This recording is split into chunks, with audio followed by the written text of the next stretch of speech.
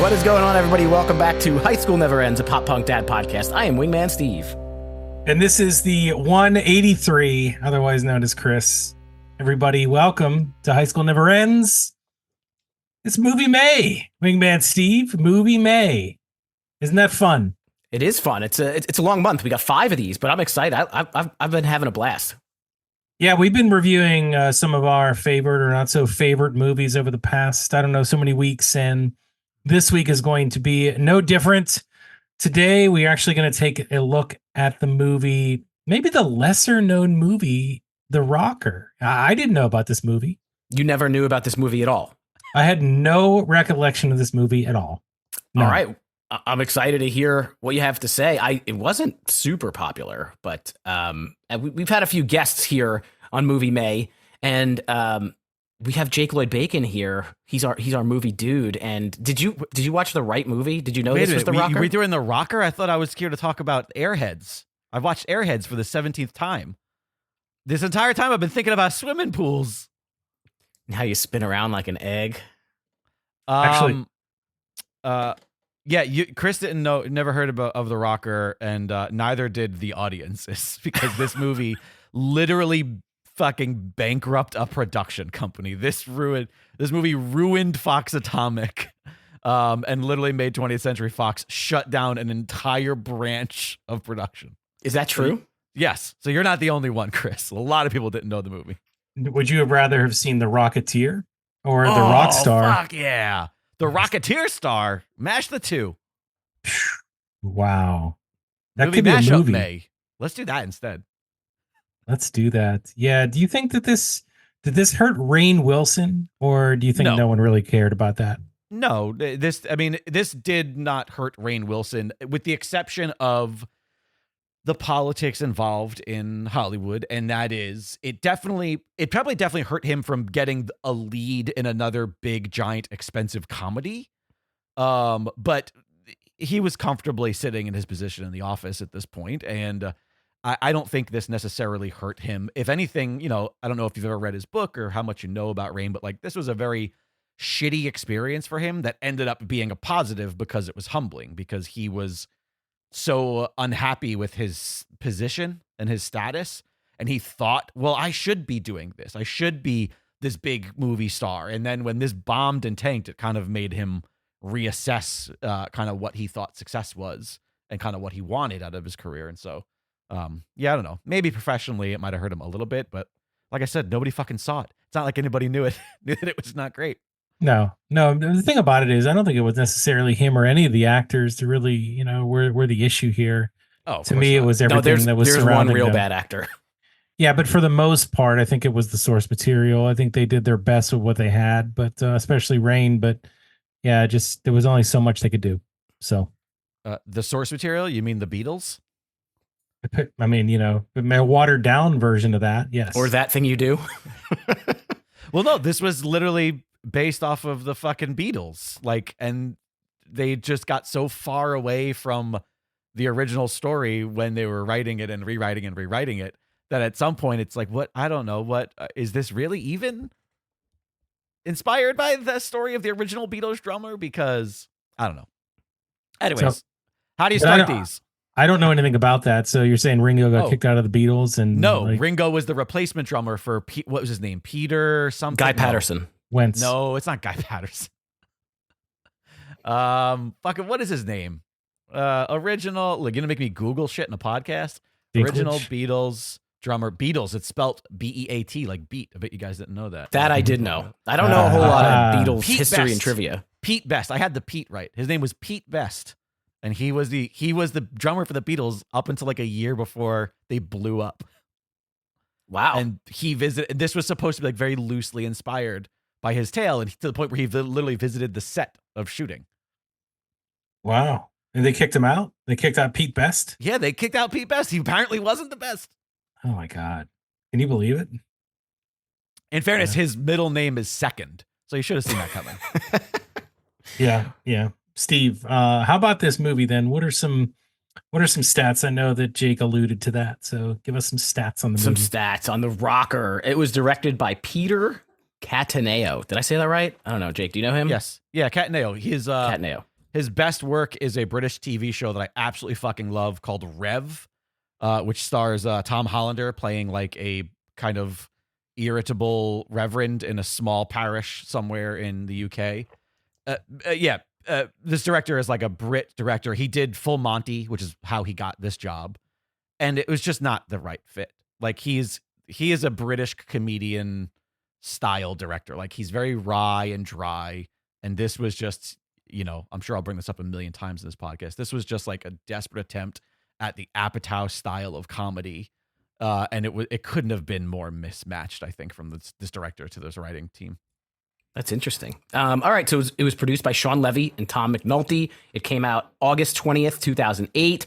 And we all kind of said, or Jake said, it had a budget of $15 million. So that's kind of high for a comedy. And did you say 15 or 50?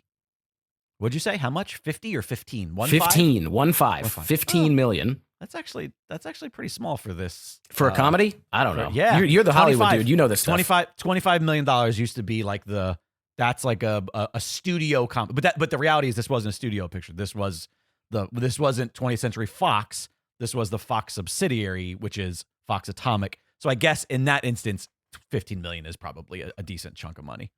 Well, it bombed. It only brought in $8.8 million. And along with that, if you look it up on the Rotten Tomatoes site, it only has a 41% approval rating.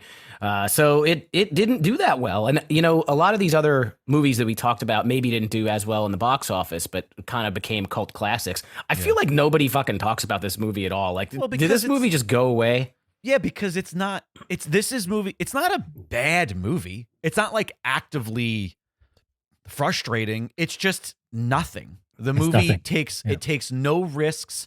It doesn't pull any of its own threads. The comedy is very surface level. The funniest parts of this, it has some fun little one-liners, and there's definitely some fun little moments, but it feels like, again, and I'm going to say this a million times, it feels so desperate to be like this big ensemble Apatow comedy, but with none of those moments. There's like no moments where a bunch of the actors all get to just kind of have a lot of fun and be who they are. It's almost like you took the funniest cast and the most like talented cast ever assembled and then didn't let them do anything.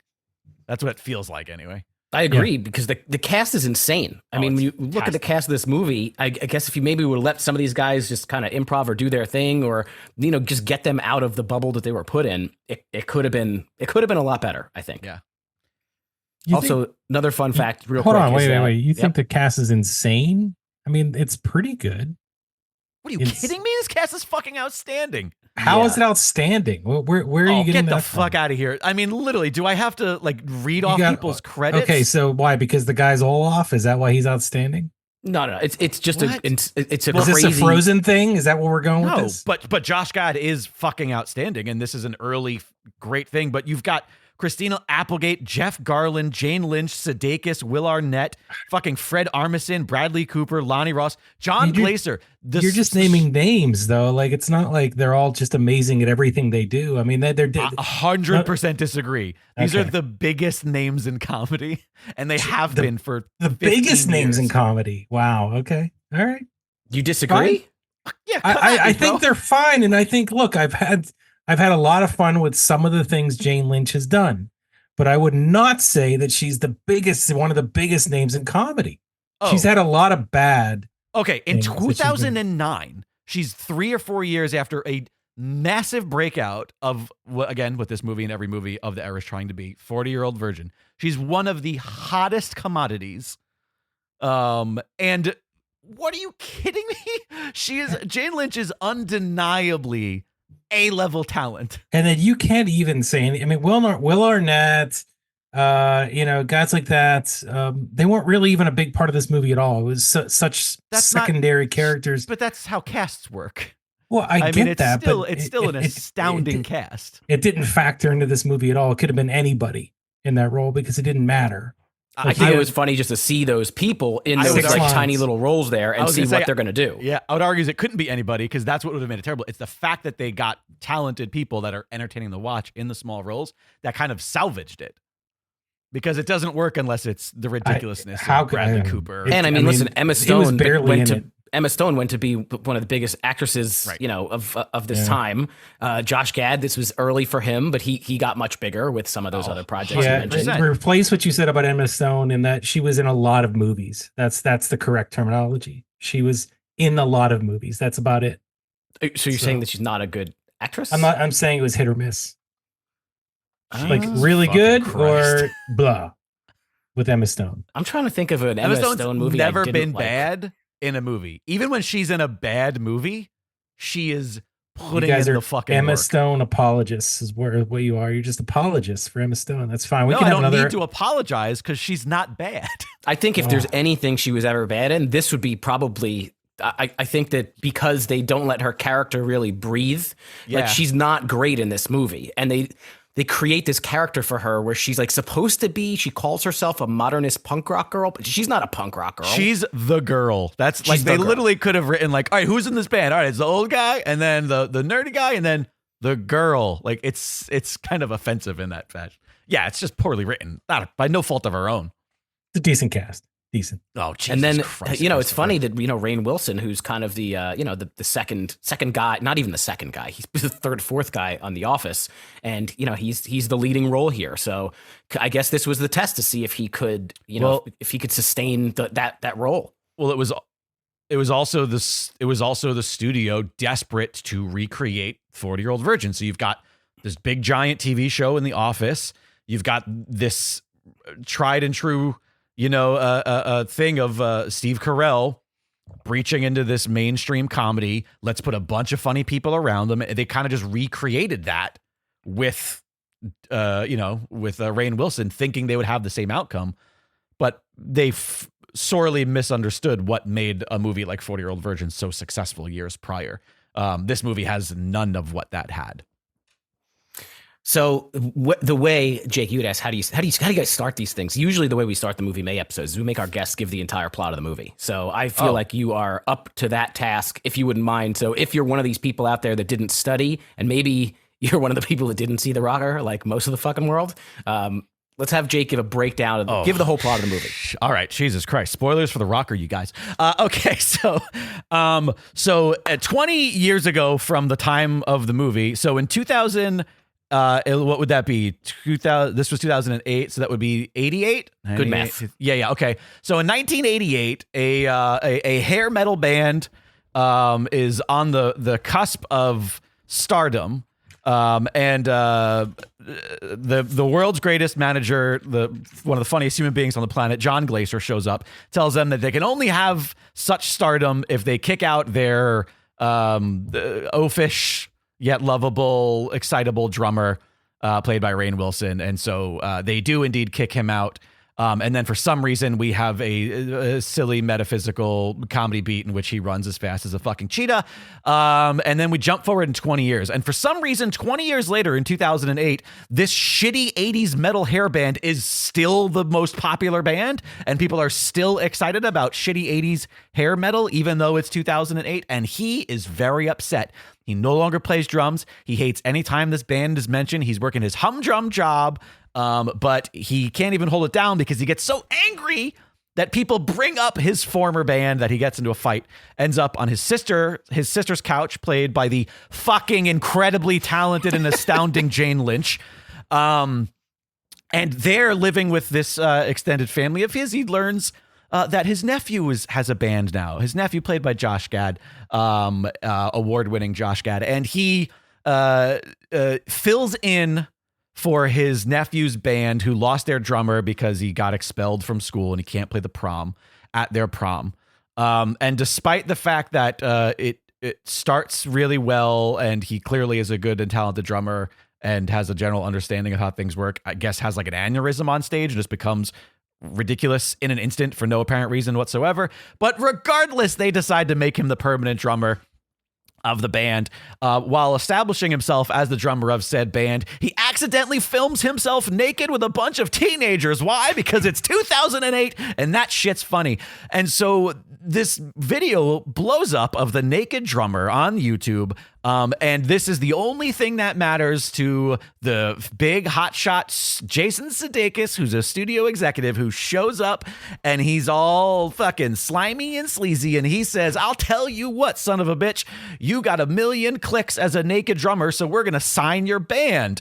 And despite the fact that, but when he does that, he also says that Jeff Garlin looks like Norm from Cheers, which is also Jason Sudeikis' real life uncle. And so that's a fun little thing that happens. But anyways, unrelated to the plot.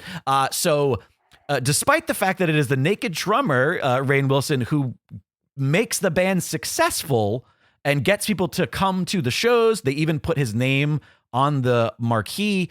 They then somehow decide to kick him out of the band, but they don't really explain like why. They blame it the fact that he's old, but also him being old and sloppy is the only reason the band was successful in the first place, because the writers didn't really know what threads to pull and they didn't really know how to move this plot along in a way that was like earnest or sincere or challenging or funny. But in any case, guess what's going to happen? You'll never fucking guess it. They have to now open for the band that kicked him out 20 years ago, because 20 years later, they are being inducted into the Rock and Roll Hall of Fame. They, from what we see, they have one song, and that was enough for them to get into the Rock and Roll Hall of Fame. And he doesn't want to do it. He's not going to open for them. But guess what? It's okay, because they convince him that, yeah, you got the upper hand. And of course, he opens for them. They become a smashing success. The old 80s hair metal band fails drastically and embarrasses themselves in front of millions and millions of people watching. And the band with the world's worst logo, ADD, rises to true prominence, and he gets his second life as a true rock and roll drummer. Dude, that was poetic. That was great. Take a sip of water. You deserve that.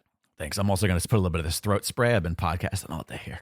Yeah, that's all good. Well, yeah, the reason why they kicked him out is because they played the fact that Rainn Wilson was banging his mom, and they turned him against that.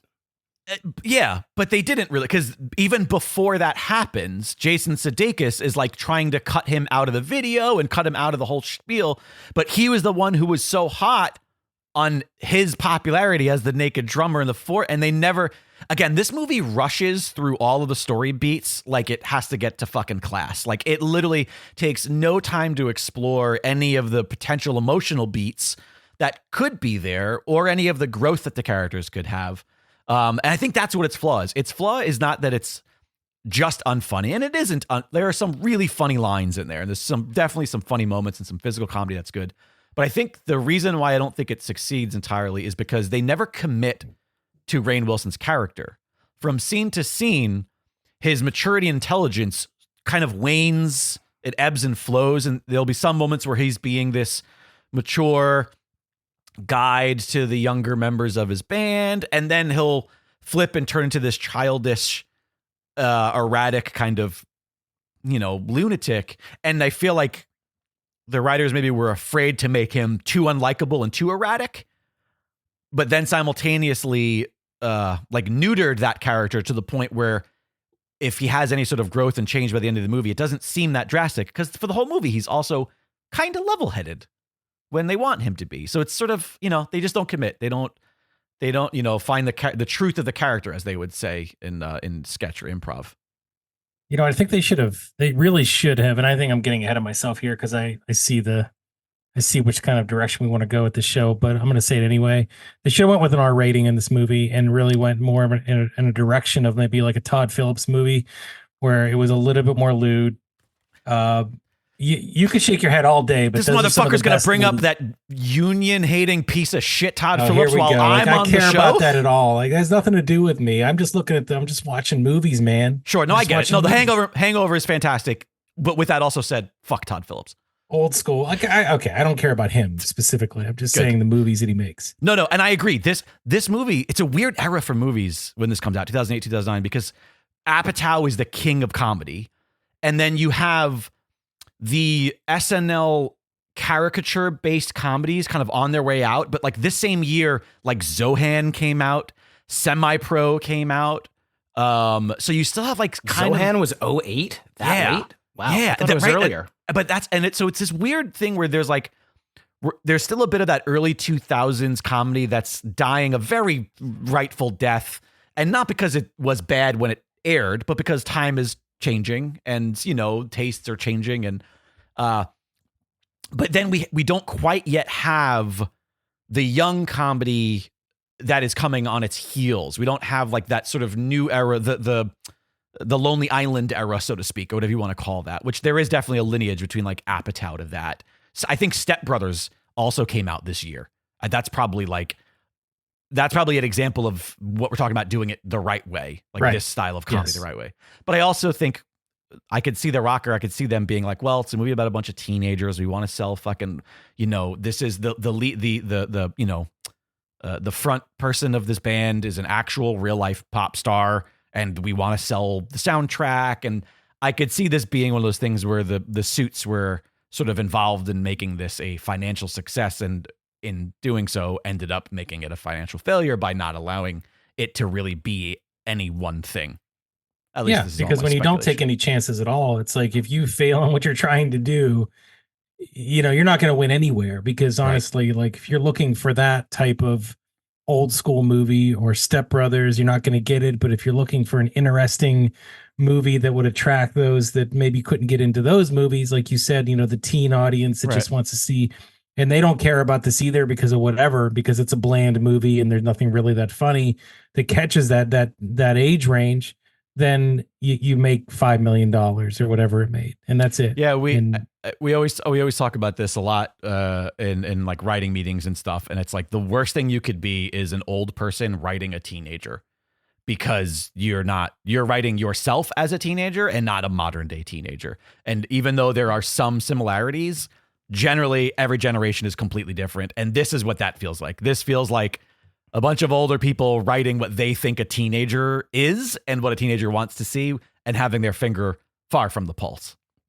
And it's hard to think about, who did they really think that this was going to hit the mark with? Who were going to be the people that made this a success? It doesn't take the risks and be a rated R comedy. No. So you're not getting those people that are looking for that kind of thing. It's not a kids movie. No. The people who were watching The Office, were they just like, let's try and capitalize on Dwight and see if Office people, like everyone who watches The Office, will see Dwight in a movie? Yes. Yeah, I think so. But I do also think they are trying to capture that 40-Year-Old Virgin Apatow comedy fandom, but they're just not. They didn't realize that by maybe curbing this or making it a little bit too family friendly for what it is, or not like we've said ad nauseum at this point, not taking those risks. They don't know what they're fucking doing. Nobody knows what they're doing. They're all just making it up. They're all just trying to figure out what's gonna return on an investment. And this was just kind of a swing and a miss. They did if I remember correctly, or I read correctly, actually, they did a promotional campaign tied in with The Office somehow with this movie, where I think Rainn Wilson posted, I think it might have been even on MySpace. Oh yeah, about how he had Jenna Fisher and it locked in his trunk, and the only way that he would let her out is if you would go watch his movie The Rocker, and I don't know where that actually went, or if anybody even cared, but it went away just like MySpace did. Mm-hmm. Oh my God, when nothing is a bad sign for your movie when there's corporate synergy with MySpace, but during the A Place for Music era. I don't even remember that at all. In the movie, they go to a party thrown by MySpace. Do they really? I missed that completely. Okay. It's where Emma like kisses Josh Gad and says like, no, now that you've done it, go there. And he walks by a sign that says like MySpace, A Place for Music. And I thought, ooh, so close. Yeah. Interesting. That was towards the decline. So, all right. The movie has a lot. You did a great job of going through the plot and some things that don't make sense or plot holes. We like to kind of go through and list some things that we found. Chris, you want to start anything like, grind your gears about the plot other than the things we've already said? I mean, it was so just easy. It's just such a low intensity plot that it was hard for me to find anything like, okay, why did he have to be some kind of Terminator at the beginning? Like, what was the point of that? Was that just for laughs? Like, it really wasn't funny at all, guys. Like, who cares? Like, that was just like, okay, well, can he just separate from the band? And if you want to make this just a regular comedy of real life people, why do you allow him to run at 60 miles per hour and be able to hold on to a van with his drumsticks? It's dumb. So I probably could have done without that. that goes to my point of like, they didn't really know what they were trying to do here. Like, they didn't know what brand of comedy this was. And when it starts and you do have, Bradley Cooper, you have Fred Armisen, Will Arnett, you've got these other John Glazer, these like caricature sketch comedy people involved, it feels like this is going to be that kind of movie. And so at that point in time, it makes sense. At that time, him running with the van, that's fine. But then the movie never commits to being that silly for the rest of it. It kind of gets into a real story. Yeah, real life story. If they committed to making this a little cartoonish throughout all of that, then I wouldn't have that stuff wouldn't have stuck out to you. It would have been like, yeah, that's the kind of movie this is. But they didn't, they were all over the place. And then it seems one more thing. It just seems like the whole naked drummer thing, like it didn't really, like, I understand what it did. It's like, okay, well, that made them popular, but it seemed like they had a joke in there where like he didn't know that it was him, or he wasn't sure about that. And then they never really did anything with it. Like there was never a moment where he figured out like it was him, or I don't know. It just kind of fell flat. So they could have done more with that. I think that could have been funnier, but they didn't. I completely agree. It definitely was a thread that I could see an earlier draft of this being entirely about that. About like this guy, like this band becomes famous because this guy accidentally shoots himself naked and becomes a hit on YouTube. And then that staying on the board, you know what I mean, so to speak, and not really being removed because they needed it to drive the plot forward, even though they had bailed on it in different rewrites. That seems like a remnant of an old story. When I watch this movie, I think to myself, like, that was something that was a bigger deal in a previous draft of this, because they never really come back to it. They never, it doesn't stay with them. One would think part of the bit would be like, oh no, we need you to, wear a thong when you play because you're the naked drummer. You would think that the studio, who only signed them because he's the naked drummer, would want him to be that when people came to the show. And they never explore that whatsoever. There's a lot of just threads that don't get pulled. Yeah, there's never even that light bulb moment that he's like, that's me, and I got you here. I'm going back to that thing you do, like, he got you here, Skitch. Like, there's none of that. It's just like, okay, now we're ADD, and that's what it is. Naked drummer thing is kind of in the past. Yeah, I agree. I think if I had to pick a plot hole, and again, like, we're going to dissect the logic of a silly comedy movie from 2008, but also there are some universal truths that you want us to accept. There's no world where this label would send underage kids out on a fucking tour, even if one member of the band was an adult. The insurance alone would be insane. They would require supervision. They would require parents. Does the bus driver count? Yeah, maybe the bus driver counts. That's another weird thing that they just like, they're like, all right, we're going to have a creepy bus driver, but he doesn't really do anything creepy or say anything at all. He's just like, let's get this creepy looking dude. What's creepy about him is because he's old. Is that what it is? I don't know. He's got that like, he's afraid of gray and mustache, and he's afraid of cell phones. Yeah, he's afraid of cell phones. That's all you need to know, right? Guy afraid of cell phones. And he does weird things. By the way, hand sanitizer. Yeah, that's the other thing. I do love that. I love like how of the era this movie is with the tech. Like everything from them showing like the clicks on YouTube to the flip phone. That's a really good line. Again, this movie is not without some well-written lines. And when Rainn opens the lead singer's phone and goes like, make it turn into a camera. Like that's a fun, like that's a great line. But so it's such a dated point in time technologically, which is probably one of the more charming facets of this movie. Yeah, definitely watching it MySpace aside. Probably the advent time of the selfie too, right around like, 08, 07. Like it wasn't a thing at that point in time, really. Right. And they took one. Yeah, we didn't even have front-facing cameras back then. Oh yeah, you had to turn it around. You had to guess. You had to guess. Yeah, he had a pretty good shot there. But what about you, Steve? What about the plot holes?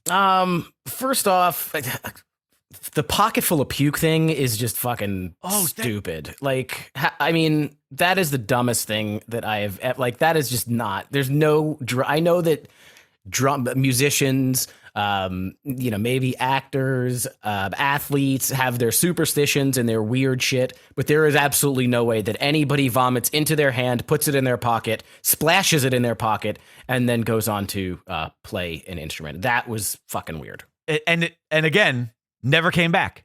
Never was a thing that paid off later where he's like, oh my God, I didn't have to puke. I completely forgot to puke before that show. That would have been a funny, not all things that are earnest emotional revelations have to be serious. You can have a comical revelation. And that would have been a perfect example of he's still puking in his pocket, which I didn't want to see more than once. But if you're going to give it to me once, at least fucking make it a bit. You know, he could have been puking in his pocket, and it's not until the very end when he sees his old band and then they're going to go on that he like starts to do it and he goes, oh, I can't puke. Oh, that's weird. And then he plays a great set, and it's a funny way of showing growth without it being, I don't know. Sorry, I'm ranting. Well, he does experience growth at the very end, like for absolutely no reason. Like there is no reason why he would like, cause he's like, when he sees them, and I'm skipping ahead, sorry, but he sees them and all of a sudden he's like, no, I'm good. Have a great show. Good to see you guys. Like he did not go through anything significant that would, you know, make you think that character has evolved to that stage at the end of the movie where he is just accepting where he is in life. Yeah, because the mom, Christina Applegate, was what happened to him. Yeah, but that's a plot line that's just left totally open. Yeah. They have this little spark and a fake kiss, but obviously he kind of digs her. But they just leave that. That's just a road that never really gets explored. She didn't really change him, other than playing fucking Guitar Hero. I mean, if I were to be fixing that, if you were to be giving me this script as is and telling me to do Punch Up, one of the first things that I would do is I would reorganize that. You don't see the band before they play. You see them after they play when they have the big technical, or you do see them before they play, but he's still getting like rageful and they're like, no, please stop.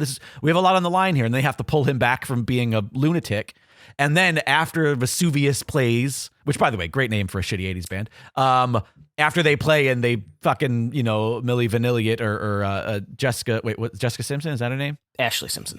Sorry. When they Ashley Simpson it, then afterwards he can feel bad for them and be like, oh, I did like these people once and I feel really bad because that's really embarrassing. And then he can have that moment to layer. So just or how about an anvil falls on their drummer and they invite him back up to play with the band and he reunites, he plays with ADD and then he plays with Vesuvius. Yeah, because of an anvil. He's dropping anvils. Anvil, piano, you know, lighting, pyrotechnics. There's so many anvils up in the rafters of those shows at the Rock and Roll Hall of Fame. Everybody knows about that. Cleveland's a dangerous place, folks. By the way, I watched this with my fiance, and like every 20 minutes, she just randomly said to me, I fucking hate Cleveland. It's so funny to me. I don't have any context. I don't know that she's been there a lot. And I didn't ask because you know what? It felt to me like it was just something that she needed to get off her chest repeatedly. I apologize to listeners in Cleveland, but Alexandra's not a fan. I didn't find anything inherently Cleveland about anyone in any of those bands. Like, not that I was aware of. It just it just happened to be there. That's it. That's all. Well, I think it's because the Rock and Roll Hall of Fame. They really wanted to build this whole plot around that Rock and Roll Hall of Fame. Which, by the way, you don't need to come from Cleveland to get signed to then open for a band that's being inducted into so it could have taken place anywhere, and they could have taken a road trip to Cleveland, but. They also do Rock and Roll Hall of Fame inductions outside of the actual Rock and Roll Hall of Fame sometimes. If you just started a band like, I don't know, 6 months ago, and would Pearl Jam ask you to open for them at the Rock and Roll Hall of Fame or something like that? It's funny. I said the same thing. I was like, where's the logic in this? And Alexandra defended the plot and said, well, they're under the same label. So it's not that they were asked to, it's that the label wants the new young act that they represent to open for the act that they've had. They did say, oh, are you the band we're supposed to launch? Right. As if Vesuvius was doing them a favor. I guess they got big. I mean, you know, just about 4 months ago, they were playing the Prom, and now, like, you know, they're opening for. Hey, we don't know how long that montage was. I think there is one point where they say there's a 3-month lapse. I think the whole thing, I would think the whole movie goes about 6 to 8 months. Yeah, that's not very long. No, I don't think so, because they never get back to school. I think the entire thing is summer break. Because they say in the beginning, oh, he can't walk at graduation, which means prom and graduation must be in rapid succession. Mm-hmm. And then they never go back to school or never talk about school. Could they have been graduating seniors? Maybe they were seniors. Oh wait, no, that's right. They were seniors, hence the graduation. Graduation. There you go. Boom. There you go. But We figured it also- out, you guys. We figured it out. But they're either 17 or 18 then in that case, and Yes. they're not allowed to go anywhere without their parents. That's Right. another thing that pissed me off. When they get the first gig in, what was it, Fort Wayne, Indiana or somewhere, Yeah. and they sneak out in the middle of the night, and then they get the cops called on them, and they never get to the gig. Couldn't they have just been like, hey, parents, can you take me to Indiana? Like, it wasn't, it was a drive. Like, It's- hey, They want we to. have a gig. It's a plot point for convenience, not for lot. It's a plot point because, well, this would be funny if they steal the car, and let's not ask questions about how they could avoid that, because that's not good for comedy. Was it that's funny though? The thought Jake? process. Was Well, it funny? I mean, he did say, "We're not stopping for anything." Oh, we should probably stop for that. That was a funny Well, line. that's it worth that how plot they point? But no. That's how they get in this situation where they Right. have to record remotely or practice remotely, That too, yep. and it sets up that which also is total bullshit because listen, we're living in 2024 and we're on Alexander's fucking insane. Zoom here, and Zoom is very good. You can't fucking practice together in sync instruments on fucking webcams AOL. in 08. Also, I love that the sister could just bring it up on her screen. Like, let me see what my brother's doing. Yeah. Like, What's the logistics of that? Like, how I'm do you do 11. that? I'm going to He's- screen grab this whole fucking thing. they established that he's a nerd. Josh Gad is very good at technology. He just figured it out. He's just a nerd. Yeah. He's like the guy in the chair. He just figures shit out when the heroes need it. Do He's you like think that Garth. it's- But hold Sure. on now. We talked about plot holes. So the character of Fish, is it okay to be to drum naked? And does he not know he's on video, or because that's your nephew, right? And Yeah, he didn't know that. Again, he had no idea. That's the whole point, is that he thought it was just audio. He didn't realize it was a video component. okay. Well, that makes more sense because if he knew, that would be really, really No, yeah. weird to do that. And Yeah, he's literally exposing himself to an underage girl. Let's also take the setting into account. He's in a Chinese restaurant's basement or back room that is so hot that he is sweating, filled with rats. He's only staying there because he's spent so much money in Chinese takeout that the guy feels bad for him and lets him sleep here. But I gotta tell you, if I was nice enough to let somebody who put my kids through college stay in my basement, in my restaurant or whatever, there's no fucking way I'm letting somebody drum in there. Like that is well, that is loud. what's worse to you in the back room of a restaurant, the rats or a naked, sweaty guy? That's 6 in one hand, half a dozen in the other, my friend. I hope that the health inspector just was on vacation for however much time he was there. But they're both back there. But the rat became his friend. Come on. Just like was Ratatouille. cute. So there's like a Disney, tie-in there. See all the stuff. I did take a few random notes too while I was watching, and one of the things I did right was you would think that this label would pay a designer to come up with a better band logo than Impact font that just says A.T.T. It's minimalist. Okay, is that what it is? Is that the same font that's on Beavis's T-shirt? I know that sketch No, has gotten but popular Death recently. Rocks. It's Yeah. around. It's in the same vein, sure, but no. But it was more plain than that. Like that one is at least a stylized font. This was just like Impact. Literally, the font's called Impact, and it's just tall, bold, sans serif. There's nothing to it.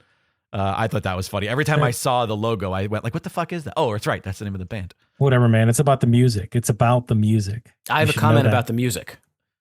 The comment Okay. about the music is that all the fucking songs are exactly the same. Like, I get the abandonment issues thing and where they're trying to put him in a box, but they're all about the same thing. First off, all right.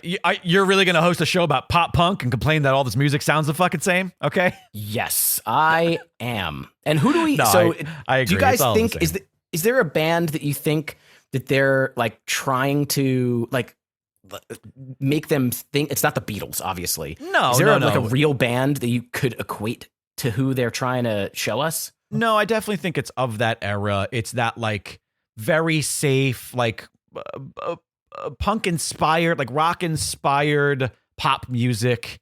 And the front person to the band too in interviews spoke about doing this movie, and they're a singer in real life and a pop star in real life, and spoke about how it was so hard to sing other people's music, especially because like the way it was written, they didn't like. They thought the songs were like the melodies were bad and they were sort of the antithesis of what they would do if they were actually given the lyrics and the music that was presented.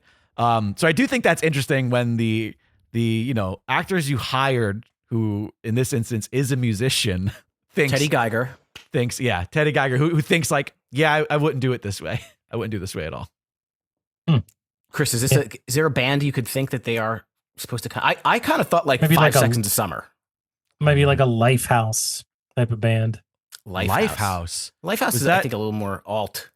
Yeah, that was also a little earlier in time. I guess it doesn't matter. But Professor. what was that first? How do you? What was that first band you said? Wait, 5 Seconds of Summer.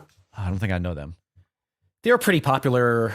I mean, I never really got into them, but they were quite popular, and they were behind like the machine, if you will. You know what? Let me say this though about the music. It's perfect for this movie because It's it's enjoyable. not bad, but it's ultimately who cares?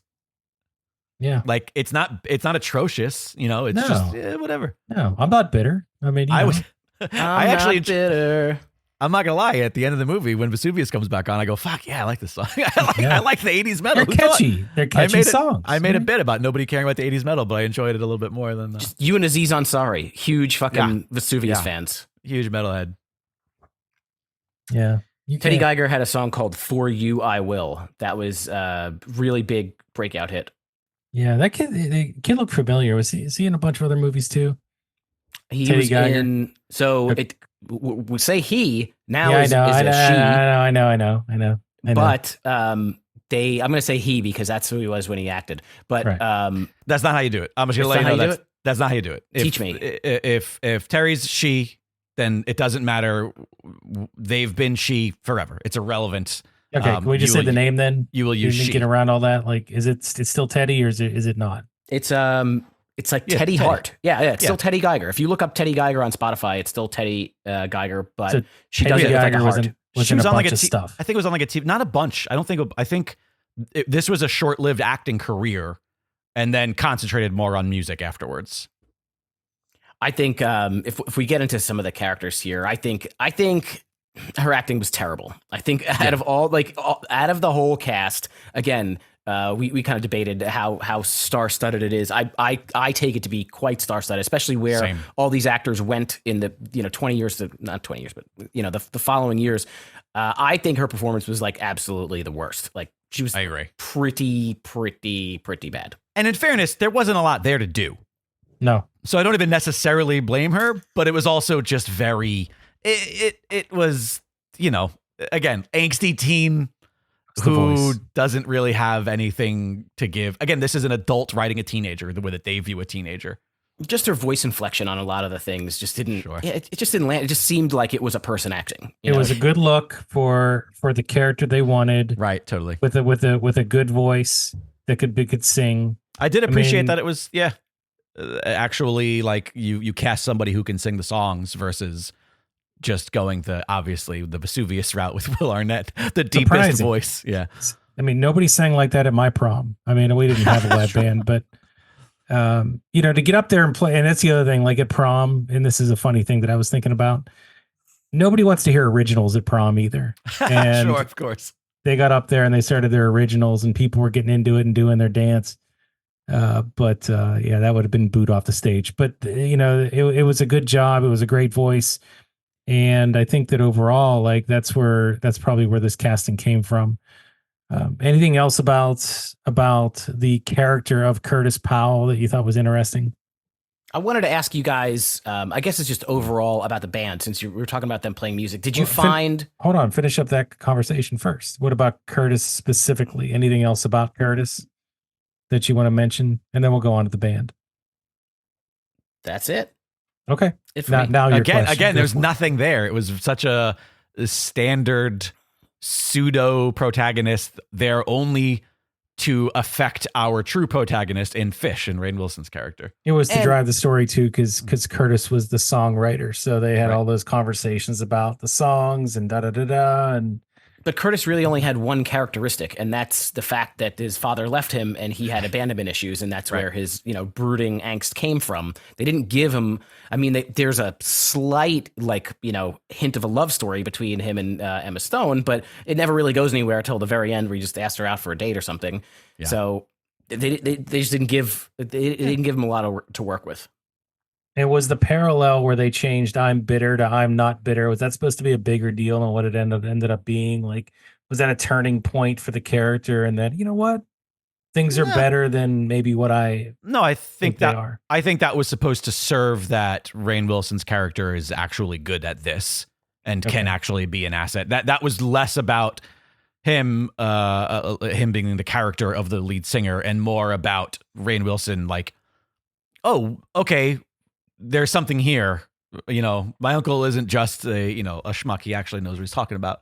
And I think it's the same scene from That Thing You Do. Play it faster, right? And switch it. I'm so bitter to I'm not bitter, and make it sound better. It really is. It really is. All right, Steve, go ahead. I didn't mean to run over you with that, but I wanted to finish that conversation. So.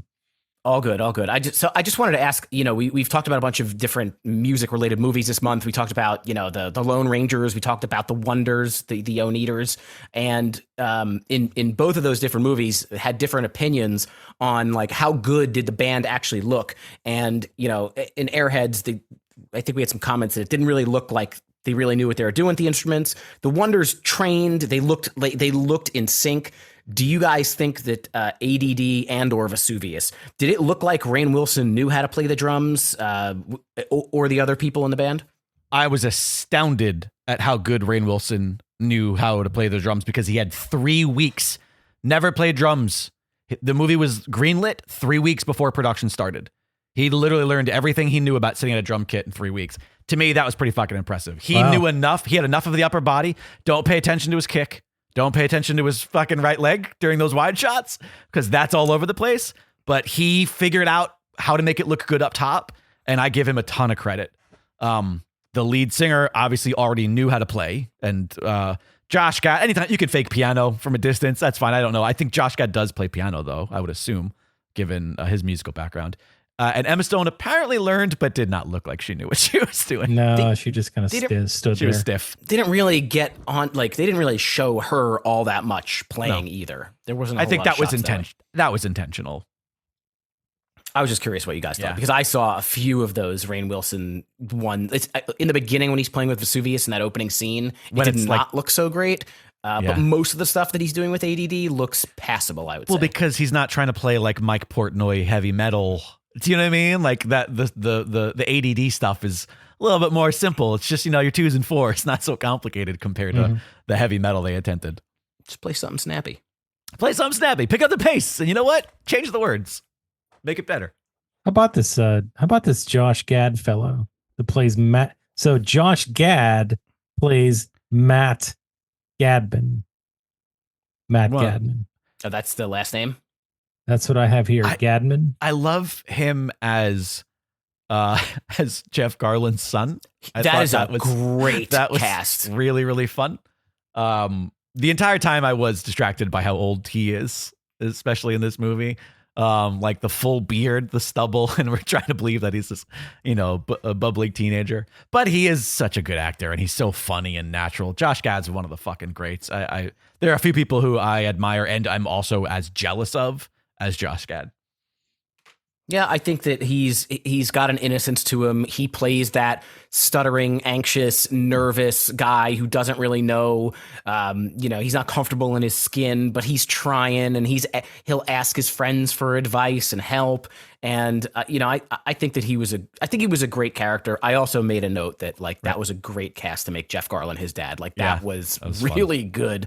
I would say I don't know, the age didn't necessarily. I didn't get the impression that he was 28. I don't know how old he was when he made this movie. Well, he's our age. I think he's a year older than you and I, Steve. I don't know how old you are, Chris, or else I would include you in this conversation. But so he, in 2008, let's assume they shot this in 2006-07, he is 23? No. How does math work? No, that's pretty close. That's pretty close. 2008 he'd be 25, so 2 years earlier, 23. That's how math works. But Right. so it didn't bother me. Yeah, It didn't bother me sure. at all. I liked his character. I thought it was, if you can play that nervous, anxious dude, like Michael Cera does it, or he does it. Like, if you can do that well, it's believable, it's lovable, and you're like, you kind of can steal those scenes. And I don't know if either of you have ever seen fucking Book of Mormon with him in it, but like that is this character turned up as loud as fucking possible.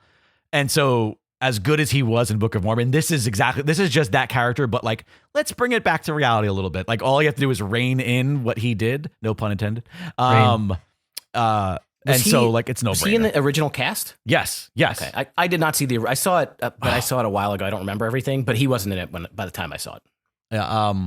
Yeah. He's so good. He's so fucking good in that show. Yeah, I never saw that, and I really never saw anything else he did. Really? Not really. I highly suggest listeners of the program seek out The Comedians. He did a show. It was a limited series, like a 10-episode comedy show with him and Billy Crystal. And it's so fucking perfect and hilarious. I'm so angry that it exists because Billy Crystal's my hero and I would much rather be in that. But it's so good. I mean, Josh Gad, he's one of those people who just, the dude can't miss. Billy I feel Crystal? like everything he's in is great. It's not funny. It's not fun, Steve. I'm a fan of both of those guys.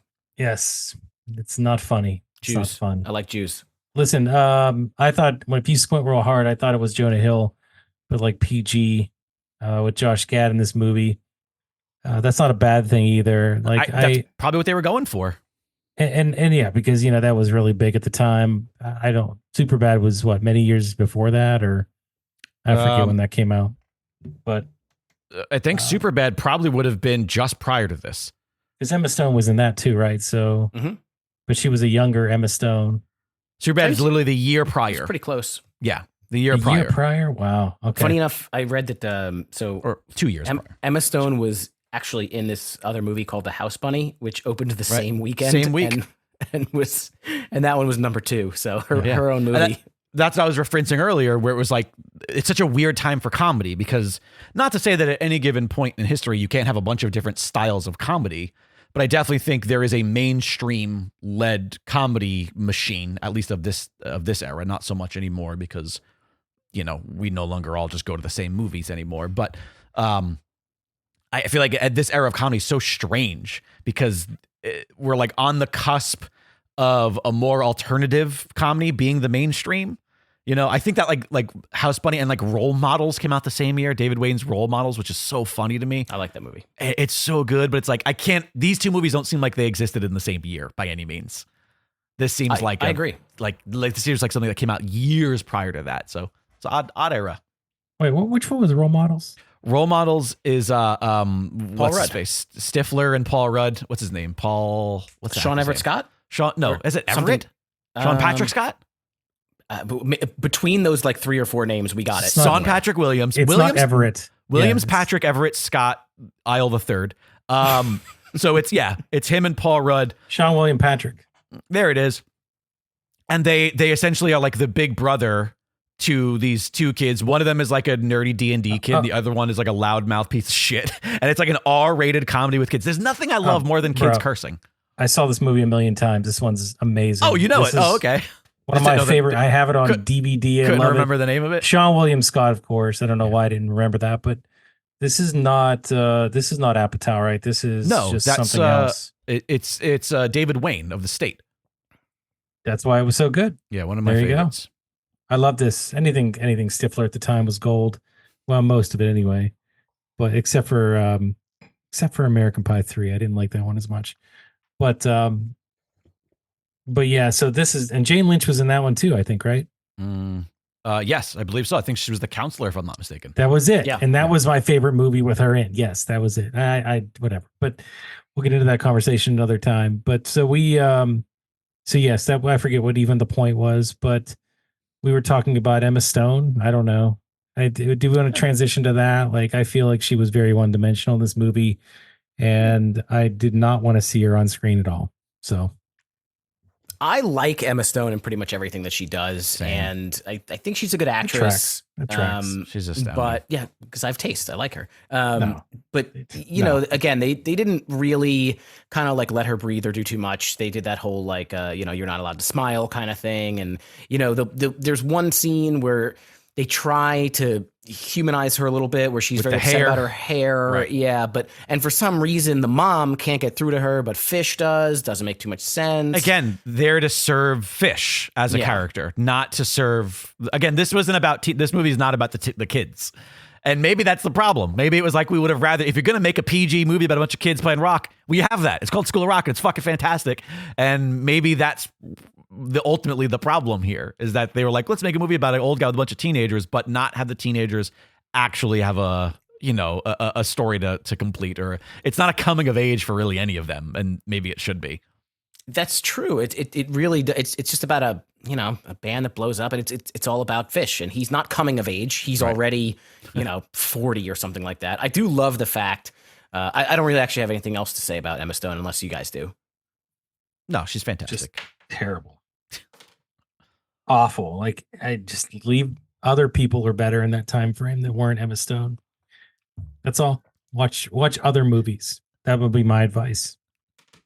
So you think that they should have cast a better person for this not great role If you than like the young and up and coming starlet of Emma Stone? If you enjoy wooden overacting sometimes, pretty much like one dimensional acting, then watch Emma Stone.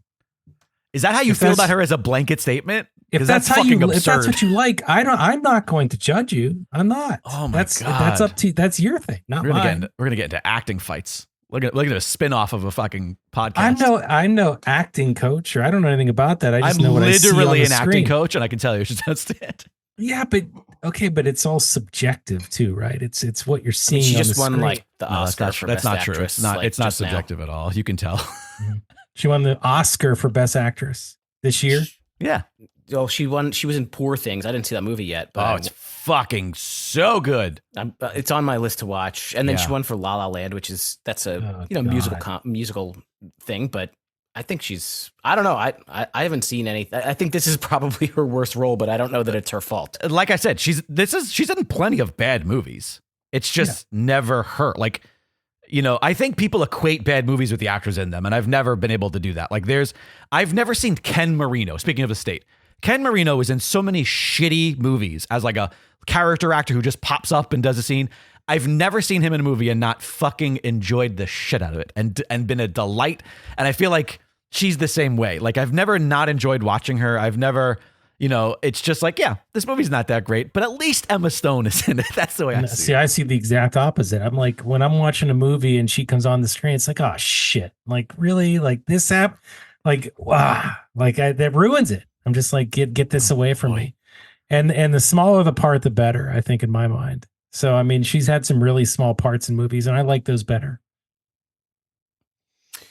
All right. Well, I don't think we're going to make any headway in the Stephen, Jake versus Chris talk about Emma Stone category. Who else do we have left characters to talk about? We talked kind of about the Vesuvius guys, right? Will Arnett, Fred Armisen, Bradley Cooper. Which were supposed to have their own movie, by the way. The plan was for a spinoff about the rise of the fame of Vesuvius, and I could see that. Thoroughly enjoyed that. But this movie did so poorly that clearly never happened. That would have been a better movie. But I agree, because it probably would have existed in that world that this movie started in, where it was more cartoonish and zany and sketch comedy, and it was really like leaned into the absurdity. I do think, and you can kind of tell, this was sort of like with Bradley Cooper, it was kind of at his worst with like the alcohol and stuff like that. So I'm sure that probably would have been a problem had they pulled that string. But this was kind of early in his career, like, wasn't it? Relatively, no. When did he blow up? Hangover. When did I mean, the first wait, Hangover what do you how do you define blow up? I mean, the guy was in Alias. His first major film role, speaking of David Wayne and the state, and Ken Marino, all comes back full circle, was in Wet Hot American Summer. That was his first like major film role. Household name, Jake. I think that's what he means, like household name. I would say The Hangover, which came out in 2009, was probably the breakout to make him like everybody knows him. And then he started doing more stuff. So I do think that don't underestimate how popular Alias was when it was on air. And he was Okay. They literally plucked him out of the show. I can't remember what the movie was or what it was. Because they were like, we're going to make this guy a movie star. And then whatever there was a first few movies I think that he was in that didn't do so great. And then all of a sudden in season 3, hey, that character pops back up again. And it's as if he didn't have much else going on in his schedule and they rewrote him back into the show. But I think he was one of those Hollywood projects where they were, Well, I think like in 2000, here's the thing. If you guys, anybody listening, if you watch this movie now, 2024, and that scene's, the first scene comes in and you see Will Arnett, who's got arguably the biggest podcast in the planet and Arrested Development and every other thing that he's done.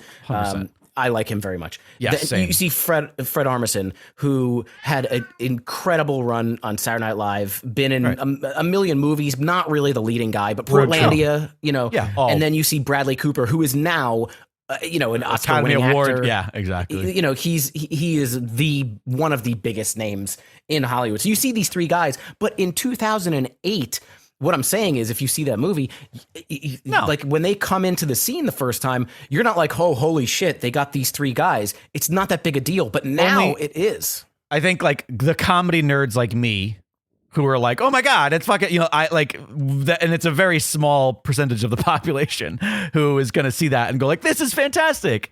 Look at all of these great character actors that that are, but it's also, it wouldn't be surprising to your point.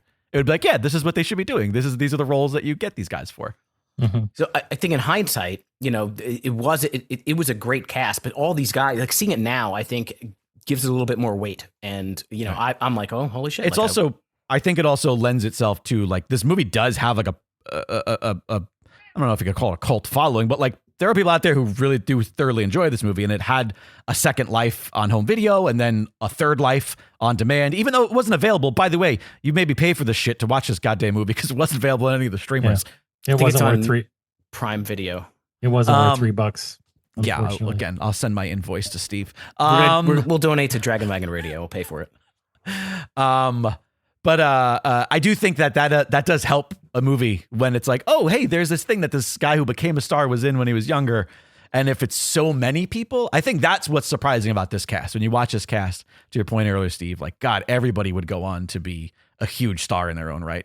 And the biggest star, if the year is 2008 and I'm going to the movie theater, the biggest star is Christina Applegate. And she doesn't 100%. necessarily have the biggest role she's got, but she I think kills she's it. the best part of the movie, in my opinion. Yeah, I wrote that in my notes. Like, she carries all and any actual story that they are attempting on her shoulders, and there's not a lot there for her to do, but she is outstanding. Around this time, speaking of Will Arnett, around this time too, the fucking show that they were on, which was so goddamn good, that got canceled. It's called Up All Night. That was a great show. Up All Night. I was so pissed when that got canceled. That is one of the better sitcoms of the past 20 fucking years. Her, weren't they exes? Maya Rudolph. They both worked on Maya Rudolph, who was like Oprah. They both worked on her TV show. And it was so goddamn funny. I was so upset when that show got canceled. Anyways, I digress. Fred Armisen was better in Euro Trip. I think he had a better character than this movie. In his one scene. 2 scenes, I think he was in. Okay. 1 plus a deleted scene. Mi scusi. That's timeless. I got it. Do you guys watch Barry? Did you see his small role in Barry, the final season? Remind me of the role. Shit. I did see it all. He was like the really shitty infiltrator into the CIA, and he came in and he ended up like killing him. Spoilers. Anyways, he had a great role. I love Fred Armisen. I God, think he's one of the best. Hilarious. Same.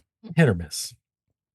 I just rewatched Brooklyn Nine-Nine, and he's got a silly recurring role that comes up 3 or 4 times. Yeah, he's great. You just see him and you kind of smile. I love him.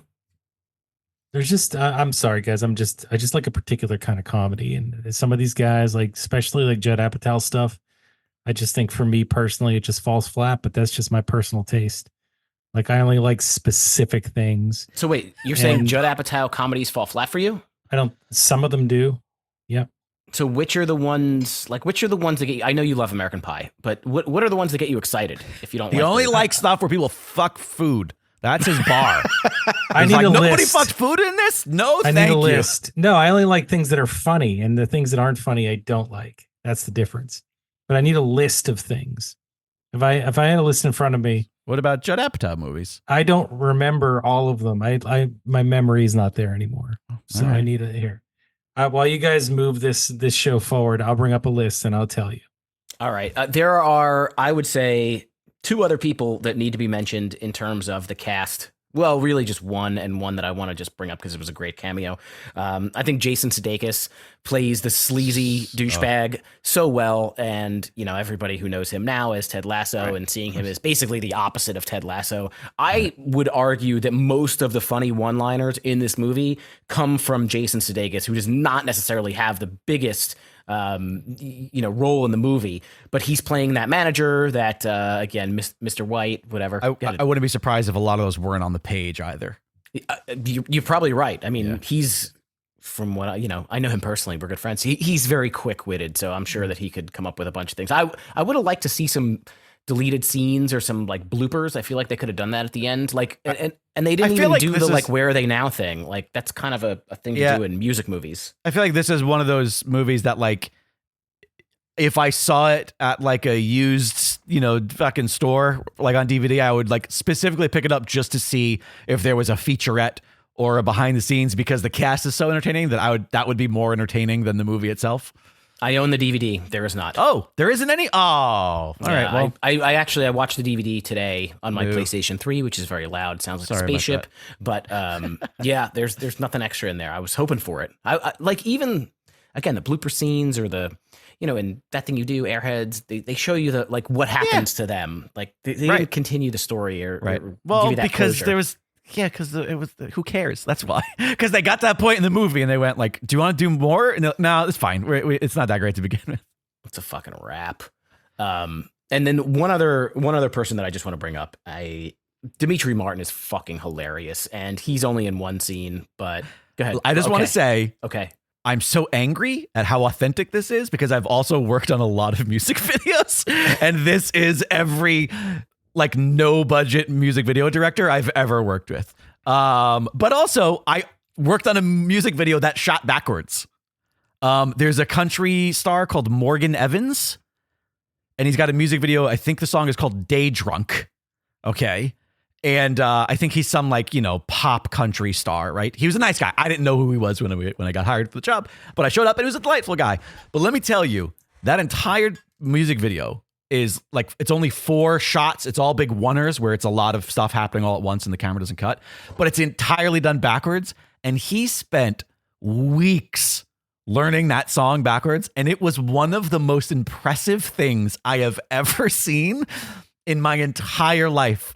So when they cut to this shot of Dimitri with the cue cards telling them to just sing it backwards and move in a way, that shit was so funny to me, because I thought to myself, like, that's exactly what a director would be like. I have this great idea. It's like, great. Did we do any prep for it? No, not at all. I gave you no heads up, no time to prepare, but this is what you're going to do. That shit made me laugh so hard. That was probably my favorite part of the movie, is that part. The music video with sequence. the music video. Like, yes, I agree. The guy was funny. But again, and so here's another example of, they have a premise and they don't pull the fucking thread, because we start in the very beginning. They show the music video when it's all done and you go, oh, great. Hey, look, the music video. Oh, wait a minute. It seems like they're blocking out fish. And then he just cuts it. He goes, all right, you've seen the music video. And we never, like, he should go, no, I want to see the rest of the video. You know what this movie doesn't have any of? Conflict. There's never a scene where 2 people are in direct conflict with one another. Yeah, there is. I'm being hyperbolic. Of course there are. But like, in the times where you would think it would come naturally, it has to be tucked away because, well, we need to get to this point in the plot. And so it doesn't serve the plot. And so let's not do that right now. Let's like nothing happens organically in any of these moments. Because he would definitely go, I want to see the rest of the fucking video. And so would the rest of the band.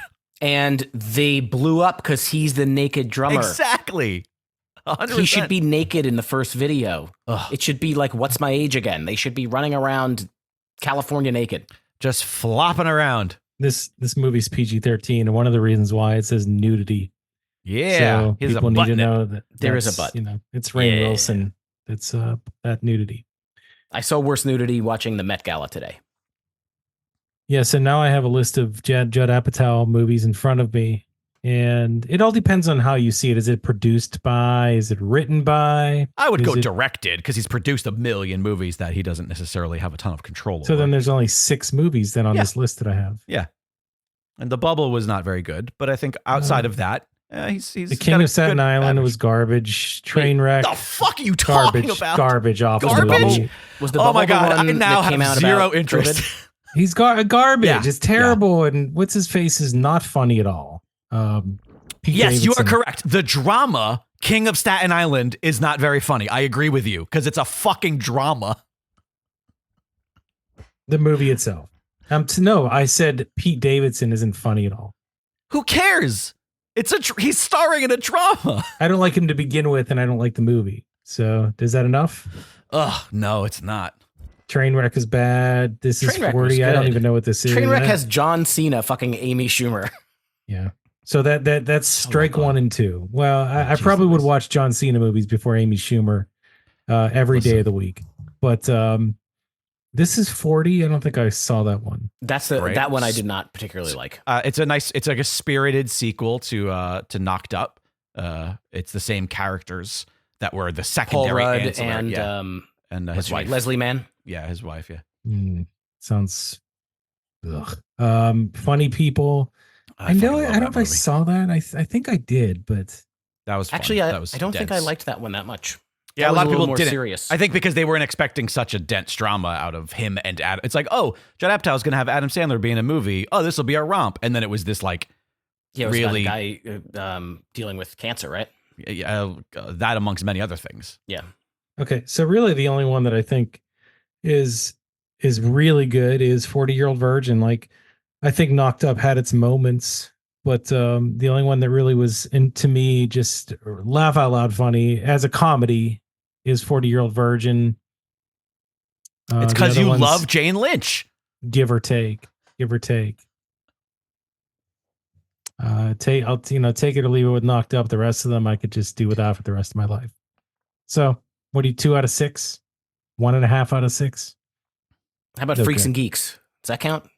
It's not Yeah. directed. Yeah, Well, it's not on this list. So sure. I don't All know. right. Freaks and Geeks is not here. Written by Judd Apatow. I don't even see it on here. I think these are just movies. Freaks and Geeks is that show, right? Yes. I didn't see that though. I didn't watch that show. It's good. It's worth a binge. Again, it's got a lot of It's a really career great starter. Yeah. Yeah, career starter. It's got all this cast where if you watch it now, you're like, oh my god, I love all these people. Martin and Starr is so goddamn good in that show. Who is it? Martin Starr is Oh, so Martin good Starr. in that show. Yeah. Yeah. I kind of just have this crush on what's her name, Linda Cardellini. Yes. I just love like 100%. maybe it was because of her character in Grandma's Boy, but I think that's where it started. And then I've just seen her in like so many other different things, and I just think she's awesome. And I think for me, it was Freaks and Geeks. I It was think that's Freaks what, 100%. Yeah. I didn't see Freaks and Geeks like early. I watched it Right. like a few years ago, so I had to go back and watch it. Understood. Yeah, I think that was one of those like blockbuster pickups for me, where I was like, "Oh, they have the DVD series of Freaks and Geeks," and I was desperate for it. He did Get Him to the Geeks. Is that the same thing? Get them to the Greek. Oh, sorry, read that wrong. That This was is Russell Brand. another spirited sequel to Saving Sarah Silverman. That's not the words. I would rather watch that. No, I like Forgetting Marshall. Sarah Marshall. I mix up two movies. I mix up Forgetting Sarah Marshall and then Saving Silverman. Remember the movie with Jack Black and Steve Zahn? Yep. Yeah, that's how my brain works. It's 10:22 at night, kids. To me, like I think Forgetting Sarah Marshall. That came out the same year too, by the way. Step Brothers was the best movie of 2008. For comedy, yeah. I mean, Step Brothers is pretty special. I would give it to Forgetting Sarah Marshall over Step Brothers personally, but I think that they're both there, in my opinion. You can't beat Will Ferrell, and you just can't. I think the first time that I saw male genitalia on in a movie that made me laugh like hysterically, like I give it to that one. That was great, Yeah, and that's- amongst other things. That's what you want. Okay. It's not what That's I up want. to you. It just made me laugh. Like it caused a visceral reaction. It was so funny. Yeah, more than Voice of an Angel. That makes you laugh less. So initially I really did not like Step Brothers. I thought it was just like kind of a sketchy movie that, it was kind of funny. Step Brothers like really grew on me the more times I watched it. It's similar to like Anchorman in that sense, where I feel like Anchorman is funnier the more times you watch it. When I first saw it, I was like, I don't think this is my style. But then like it was just kind of incessant in the culture, and it just kind of grew on you like a fungus. And I feel like Step Brothers might have been the same way. But I also just, John C. Reilly to me is like, he gets me. He's amazing. John C. Reilly gets me a little bit more than Will does. But them together is just comedy gold, except for, well, I don't even know if it was supposed to be a comedy, but Sherlock Holmes. I think that they tried in that one, but not so good. All right, we're talking about The Rocker still, I think, somehow. We are. So are there any scenes in this movie that stand out to you guys, like is really good? Like, I don't know if I have any. Yeah, no. I mean, I will say that like they pulled no punches with the actual concert scenes. Like they, especially for the 80s metal band, the Vesuvius band. Like, I definitely think like they shot those well. Those are funny. Those guys all had a really good time. Like that, the opening is great with them just on stage doing this god awful Poison impression. I know it's a bummer that it's like, oh, the movie starts as good as it's gonna be and it's downhill from there. But that might be one that I really enjoy, just because they're, like I said, you see all the people and you go, oh, this is fun. Yeah, Steve, anything? Yeah, so there are, again, when I think of like the term standout scene, it's like if you saw this movie once, what you might remember. I think there's a handful that pop into mind. I think that at the prom, their first gig is a standout scene because it's the first time they're playing with fish, and obviously something's going to happen. That kid getting hit in the face with the stick, that's an A+ physical comedy right there. The physical comedy was very strange. Like they just like interwove it like here and there. He kept like, hitting his head when he was in the attic, and he would just like, I did really like the fact that they called out the fact that he is a 40-plus-year-old man and he is hurting on a nightly basis when they do get big. But I thought that was a humanizing type of thing. A thread that they didn't pull, a story that you could have told. They didn't go anywhere. They just showed little scenes of him putting his arms in ice buckets. Right. The driving test is a good scene. I think that's a standout where they, he's fun. Trying to connect with Curtis, and they're, if you can scream at the top of your lungs, then you got something good. Obviously the naked drummer thing. I really liked the, I'm so bitter to I'm not bitter when they're in the studio for the first time. Mm-hmm. I thought that was something that stood out. I talked about the music video with Dimitri Martin. And then obviously towards the end, I think the reintroduction of Fish and ADD to Vesuvius, I think that was a pretty standout. Wow. You love this movie. You loved it. I'm telling you. So when I talk about standout scenes, I'm not saying they're the best scenes in the world. I'm just saying like stand out. For somebody who watches the movie once or twice, or if you saw it 10 years ago, the things that you might remember are those things that I mentioned. I mean, it's interesting because I saw this when it came out, and I could not tell you a single thing about it before I rewatched it just before recording with you guys. Like it's like there, in my opinion, there were no standout scenes because I literally could not remember. Nothing stood out from my memory years ago. You do watch a lot of movies, though. I do watch. It is sort of, the life. Check out Jake's Letterboxd. I watch a lot of movies too, by the way. Just so guys know, I watch one movie a week. So okay, very nice. What movie was it this week? At the theater. The Fall Guy. Oh, I feel so bad for The Fall Guy because they did such great promotion for that, and I like Ryan Gosling and Emily Blunt, and it just didn't. I don't like any of that. It didn't hit. No shit. I only went because it's on the list, and we have to honor the list. But we'll talk about that another time.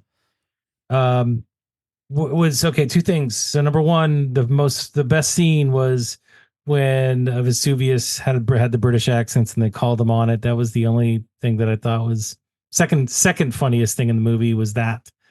And number one, and this is more of just a question, is I bet you somebody really thought that the sweaty gag with Rainn Wilson was just the most hilarious thing in the whole world. Like they're like, hey, what if we just make him like really sweaty and everybody's gonna think that's so funny and he's gonna throw his shirt and blah blah blah blah blah and it's It gonna wasn't that hit. funny. And it was not that funny. Yeah, And it was not. That's apropos to all of the other things that we've talked about. Like it's no different than the puke in the pocket and the like. It's just like these moments. Even but they like kept that one going. Like the Yeah, whole, they make that's him what's hug different. everybody and Correct. well, then you know what? I'm going to give that as a point and a positive because at least they stuck to the bit. Incorrect. It might have not have been a good bit. It might That's not called have been. beating a dead horse, Jake. But then at the end, she gave him a hug and she didn't mind that he was sweaty. When you tell a bad joke over and over and over again, it doesn't get funnier. That's the bad thing. So, I see your point, but I don't. That's just that. But those are the only things that really stuck out to me, and that probably didn't even hit the mark for standout scenes. I really want to talk about, like, we talked about this a little bit actually, and I may have something else to say here, but is there anything fundamentally you would have changed about this movie in your head? And I'm really interested to see what you have to say about this, Jake, that you think would have made this movie better. Oh, I would have just stopped. I mean, the movie's fine. The setup is fine. I think that whatever your big, second act break is, which in this instance is the naked drummer, like that should direct, in my opinion, the rest of the story. Like, I think this would have been interesting if it ended up being a story about you expect it to be a story about this like old rocker guy who's getting a second chance at fame that he lost. And it's less about him hating this old band. And it's more now about him getting this opportunity thanks to these younger people, but then maybe becoming more famous. And it goes to his head and it's more about like, oh, he took over this young kid's band, but now he's the center of attention. People like his ridiculous antics. And like, that's what becomes popular. And then it becomes a story about like a guy who actually has to grow up, not because he has to get over a grudge from 20 years ago, but because he has to like deal with, he got what he always wanted from 20 years ago. And he's going to squander it because he's an asshole and he's immature. I think there's a better story there. Like, there's so much more to mine comedically in that. Like, in comedy, we always talk about when we're writing, like, you want to wring the towel, right? Like, if this towel is completely wet, there's all of these ideas comedically. You want to wring it as much as possible, get every little drop out of that, much like his sweaty t-shirts. But you want to wring it out. And in this movie, like, they do no towel wringing whatsoever. So I think that if you just course correct, stick to one very singular plot point, simplify the whole thing as far as like, what's it really about? And then just fucking milk the comedy. If he was more vulgar and he was just that character throughout the vast majority of it, slowly growing and evolving and being forced to face his actions, you'd have a more successful movie. You'd have a movie with a more rewarding third act and a more rewarding resolve. Steve. I would probably change the title. I don't think the title of the movie is very good.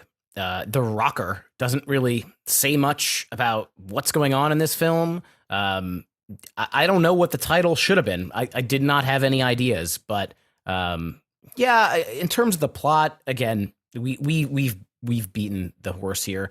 There could have been some tightening up, some definite looking into a lot of the details a little further, letting the characters develop.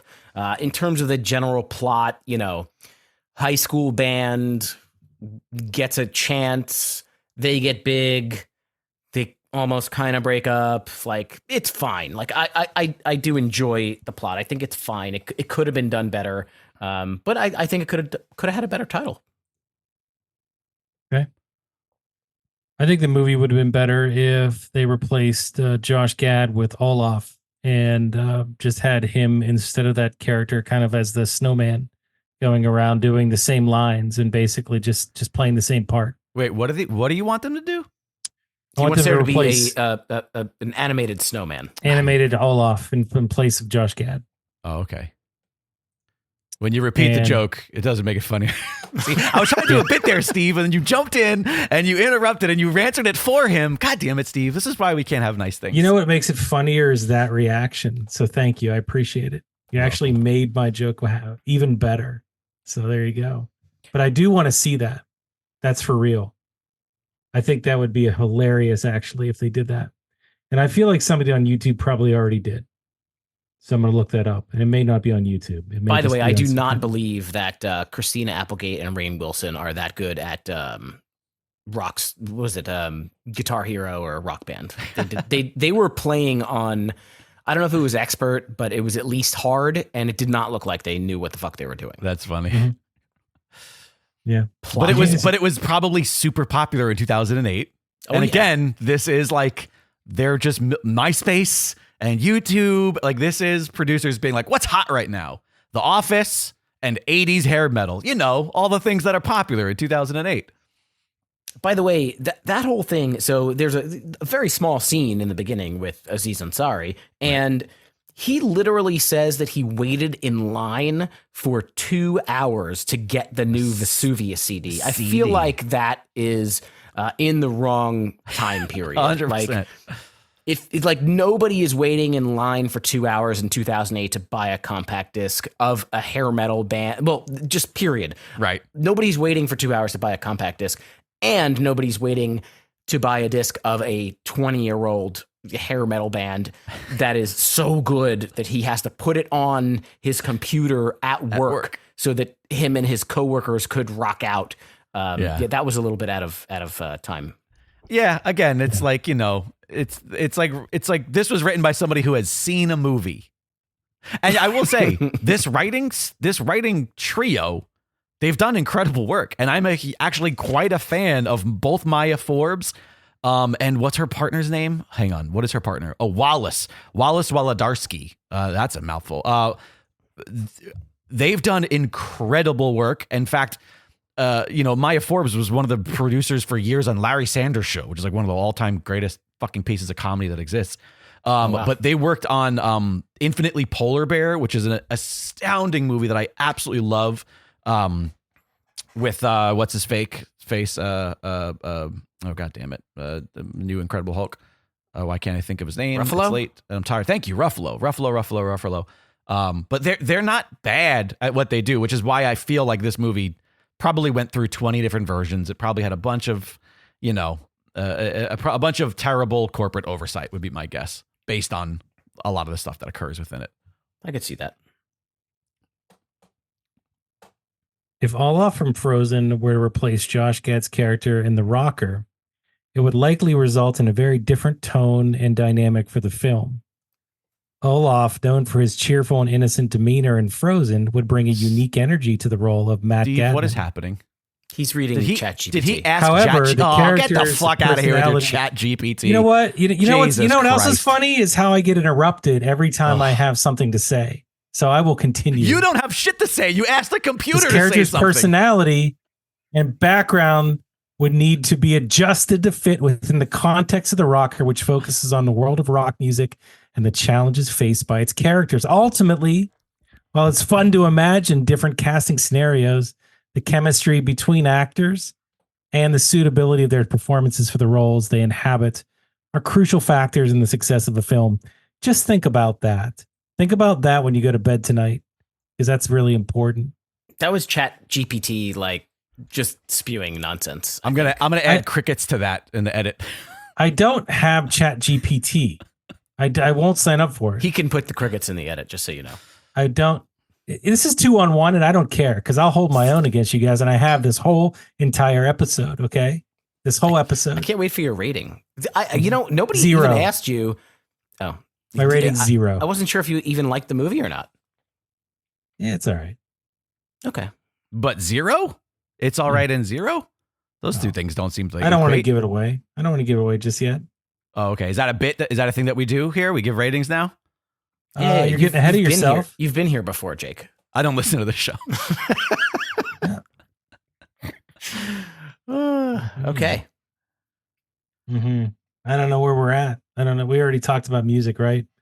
Anything else about the music other than they sound like Lifehouse? Yeah, like I said, it was generic. It was fine. It was, you know, I will say it was unoffensive. It could have been worse if the music was actively bad. So at least it didn't pull away from what they were attempting to do, which, you know, isn't necessarily a great thing, but I'm trying to see some positive. I think Teddy Geiger, who I believe wrote most of the music, I think did did a decent job. And it's funny, there's another song called The Great Escape by a band called Boys Like Girls that came out around this time.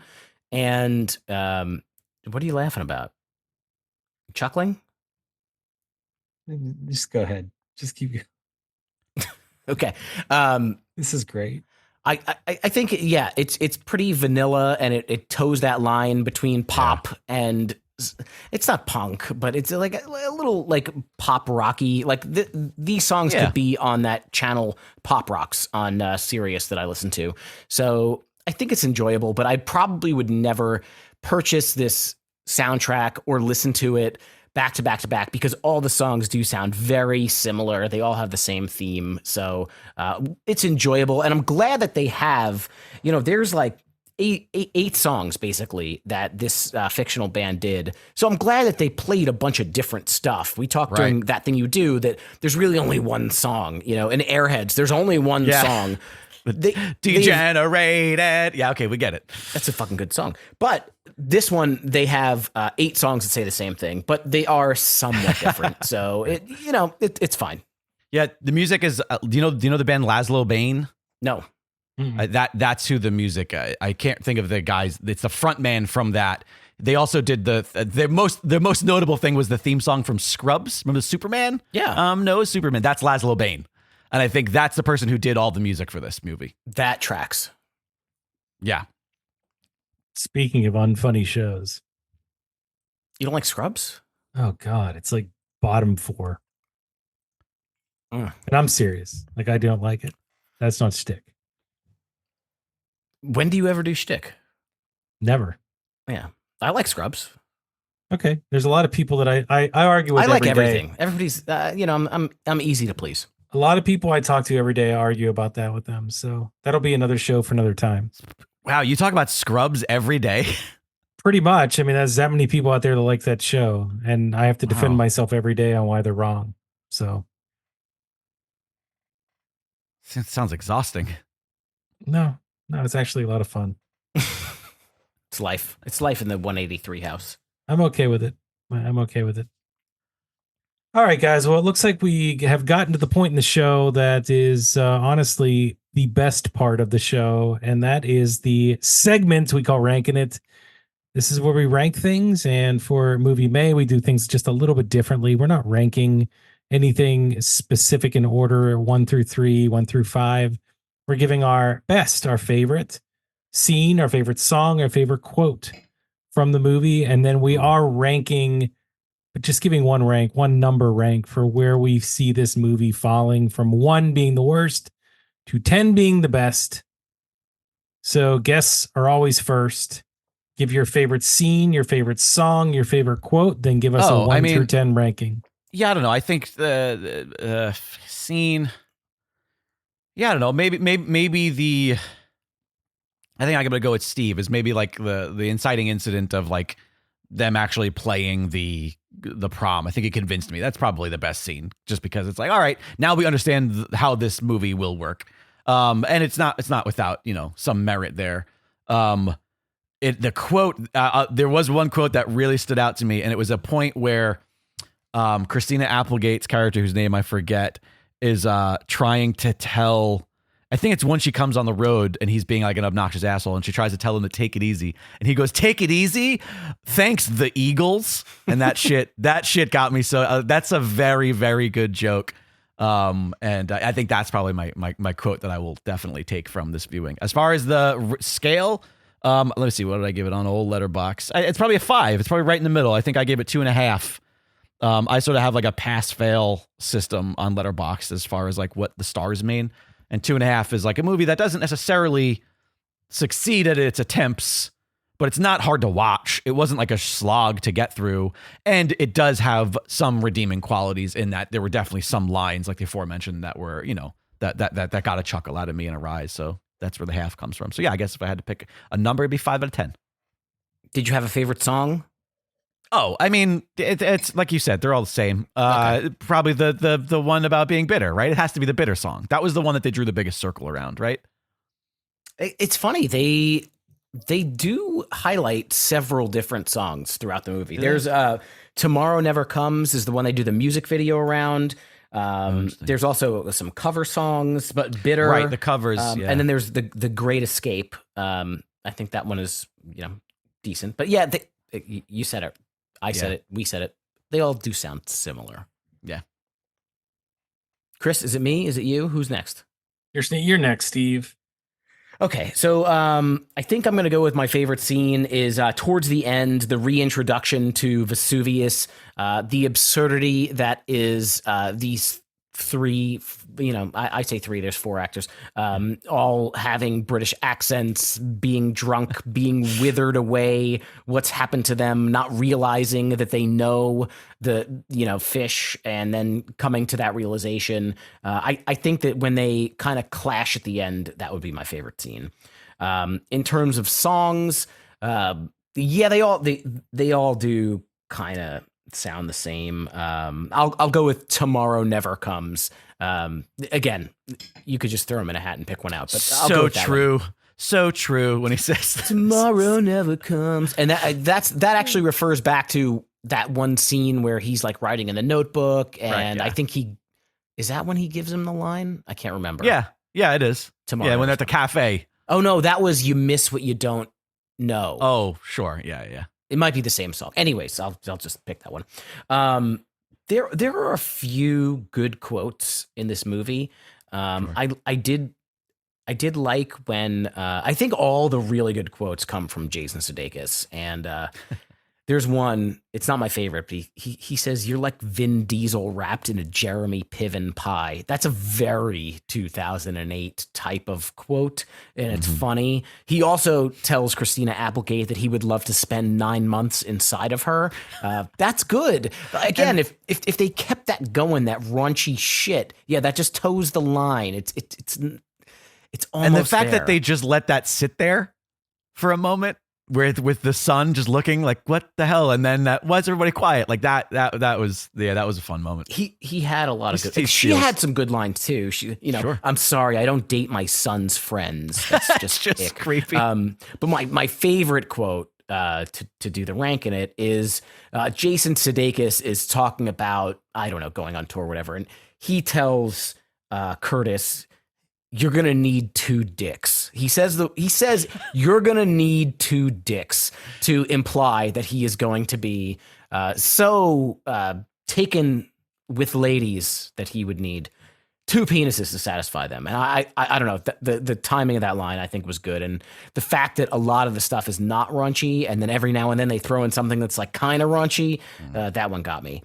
And I am the eternal optimist when it comes to ratings and giving things good ratings. I'm going to give this guy, I'm going to give The Rocker a 6.5. It's not a super fantastic, amazing movie. I'm not going to watch it back all the time, but every now and then I put this movie on actually to watch with my 8.5-year-old daughter, because I'm trying to find things that are not animated or stupid that I have in my DVD collection that like she could maybe get a little bit out of. And it's not so inappropriate. It's PG-13. It's not so inappropriate that she can't watch it. So it's not amazing. It's got some rewatchability. The cast is so good. So I'm going a little bit better than, like midway down the road. I'm going 6.5. Nice. Is it my turn? Oh yeah. Yeah. You're 3 of 3. Here we go. So favorite scene. I think I'm going to go back to that one where they were maybe like just the last scene. I was going to say like that final scene with Vesuvius was good. I also like the party scene where he threw the TV out the window. I mean, you're talking about a CRT TV that probably weighed like 60 pounds that he threw out that window and probably really, really hurt somebody or damaged something pretty bad outside the window there. So, either one, but that last scene probably is a little bit more, bigger with the Milli Vanilli, like you said earlier. It's funny because I just explained to my younger kids what the Milli Vanilli incident was just this past Friday. So that was pretty coincidental.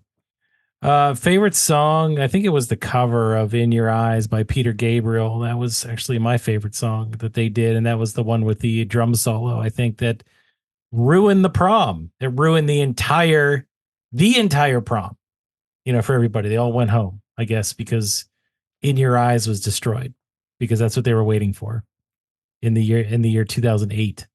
Right. So somebody had an iPod they could have simply just plugged in after that was all said and done. There were definitely other solutions, but no, that was the end of the prom, I guess. And then favorite quote, I was looking for this quote to see if I could find it verbatim.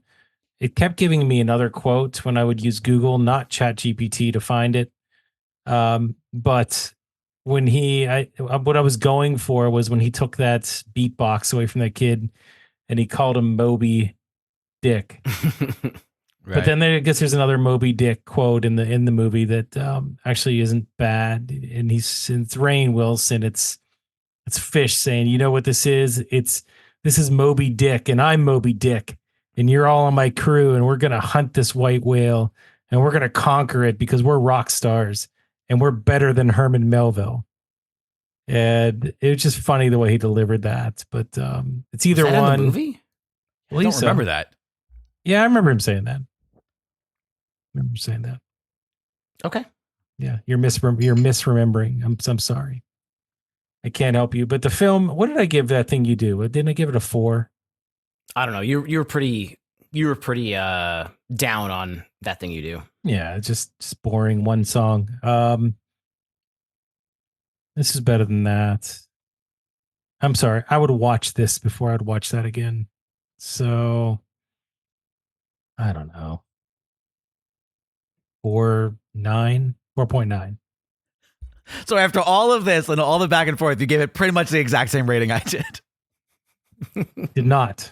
I gave it a 4.9. That's different. Oh my goodness. I will say one thing that we didn't touch upon, and I know it's time to wrap up, but Rainn Wilson is fucking fantastic.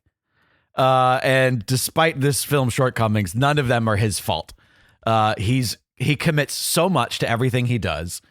He's an absolutely fantastic person. If you have not read his book, I highly suggest you read it. It's fantastic. Check out Soul Pancake. I worked for Soul Pancake. I did an Amazon show for him and his production company called Cat, which starred Kesha as the voice of a cat, like an actual cat. I could see that. My buddy Mike Bachman directed it for Rainn and his company. I think that's on Amazon. I think you could probably watch that and see my small part in there. It is what it is. But Rainn is fantastic. I fucking love that dude so much. And I do hope that this finds it might be a younger audience, but I could see this being a thing that like young teens find and go like, oh, I like this. Like, this is fine. Because it is kind of almost to a fault, wildly unoffensive and unchallenging and like easy. But yeah, and I know Rainn. Yeah, Rainn hasn't had like the most incredible film career, even though he has been in some incredible movies. If I fucking love Super, that movie's so goddamn good. But The Meg. Yeah, The Meg. I forgot he was like Elon Musk in that movie, wasn't he? That's the shark movie, right? Yeah. The Megalodon. I forgot he was in that. House of a Thousand Corpses. Sure. He was in Peep World. He's fantastic in Peep World. It was essentially a Arrested Development fanfic that just turned into a whole other movie. And he plays like, I guess what would be Job in that movie. I think I saw that. I don't remember it, but I think I saw it. It's a good movie. It's all right. It's cute. Again, great cast. You know what, Jake? You and I have not seen eye to eye on this episode at all, but I cannot agree more. I completely agree with you on that one. And you know what else, Rainn Wilson? He really, really is a big fan of the band Weezer too. So good for him. And that just kind of backs up the fact that I think you're right. He's amazing. And funny. He's Dwight Schrute, by the way. Yes. That helps too. Yeah. That helps too. Hey guys, we did it. We got through another episode of Movie May. I think I had one of the most fun times on this particular episode. I think this was emotionally charged. Yeah, obviously. Yes, sir. We're going to bring you on, Jake, for all of the other milquetoast vanilla movies just to make the episode better. How about that? In the future, we'll just find the most just middle of the road movies. And hey, you know what? The milquetoast is a very effective phrase for this. Awesome. Listen, I have a whole letterbox list of like the movies about music that I assumed would be involved in this. I understand there's only 5 weeks, and you do this once a year, so you're not going to be getting through these movies at a clip. But I do hope come next May, assuming this show is still on the air and one of you has not killed the other, then as long as our producer doesn't dump us, we're in good shape. Well, we'll see. We'll see how that goes. So what are the suggestions? Do you have? Those? You want me to, let's see. I mean, you probably have done quite a few of them, but let's see. There's some that might be like a little bit more underneath that aren't as popular. One of my all-time favorite movies is Frank, which stars Michael Fassbender. It's based on a real person, but it's a very fictional story. Michael Fassbender essentially wears this giant paper mache head and is the lead singer of this like very non-mainstream, almost aggressively non-mainstream band. And it's about like them bringing on a new member and becoming maybe a little bit more mainstream, and it's just fucking fantastic. Domhnall Gleeson is in it as well, and he's great. Frank is a great one. Have you ever seen Still Crazy? No, never. Still even heard Crazy of it. is one of my favorites. With Bill Nye essentially plays Ozzy. It's not really Ozzy, but it's Ozzy, and they're an old band from the 70s who were just sort of like 70s, prog rocky kind of things. And they decide in their old age to have like a comeback tour. And out of all of the movies that are like, fake musicians, actually, that's the name of my list on Letterboxd. Fake people, real music. The music in that movie is so good. To the point where like that soundtrack I listen to on fucking repeat. It's got Billy Connolly in it, who I know you probably love. That's another great one. I don't know. Have you guys done, Sing Street yet? Nope. No. Once, both by John Carney. Heart Beats Loud with Nick Offerman. You're naming all these movies that I don't think a lot of Never people heard know. of it. No. Oh my God, you guys are more Jason Sudeikis. Tumble Down. We're trying to cast a wide net. We Good. do like, Well, listen, but that's Wayne's World. I will say, I think a lot. So there are definitely going to be some people who go like, "Oh, I know this fucking movie." Tumble Down. More Jason Sudeikis. Tumble Down is a fantastic movie in which the actual musician who's involved isn't in the movie. It's like his ex and his widow, and you're hearing all his music through Jason Sudeikis' obsession with this guy and then his widow. So yeah, listen. Next May when you book this shit, I'll give you the list. Did you say Bill Nye, by the way? Yes, not the science guy. Bill Nye of Pirates of the Caribbean and Shaun of the Dead and a million other things. Do you not know who I'm talking about? Probably, but Nighy. If you saw his face, you would know him. I mean, the guy's in fucking everything. I thought He's it was in Bill Nye. I'm sorry. Emma and Hot Fuzz, and he's in a million movies. But yeah, listen, there's no shortage of fantastic movies about music, especially ones where, the music is the driving factor. So I hope that come next May, I'll be back and I'll get maybe if you don't have a milquetoast movie in the lineup, then I'll just go ahead and pick one.